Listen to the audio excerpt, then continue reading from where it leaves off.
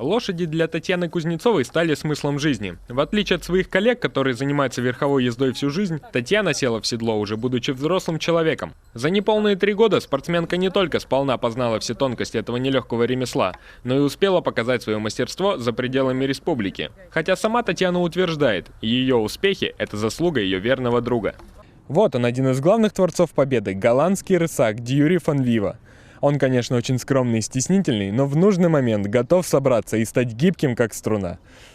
Благодаря слаженной работе сыктывкарские спортсмены стали лучшими на соревнованиях в Нижнем Новгороде. Соревнования проходили в 2 дня. По результатам первого наш тандем стал лишь 3-м, поэтому во второй день пришлось выложиться на все 100%. И результат не заставил себя долго ждать. Татьяна связывает не самое лучшее выступление в первый день с характером своего напарника.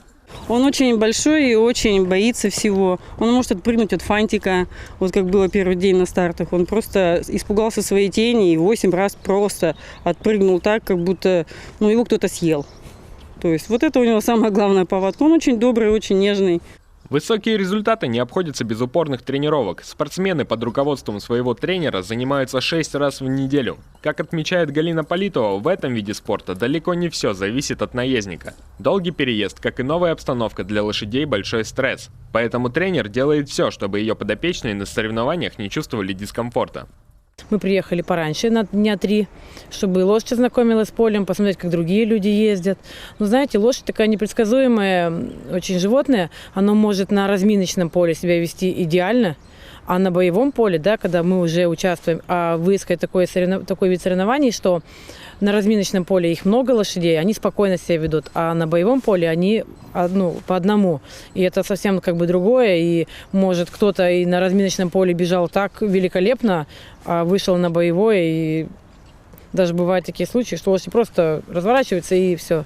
Дьюри фан Вива и Татьяна еще только начинают свою спортивную карьеру. Сейчас спортсмены готовятся попробовать свои силы в Москве.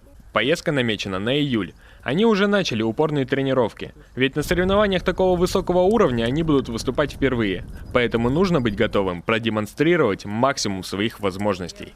Иван Дмитренко, Максим Васильев, Олег Юшков, телеканал Юрган, Сыктывкар.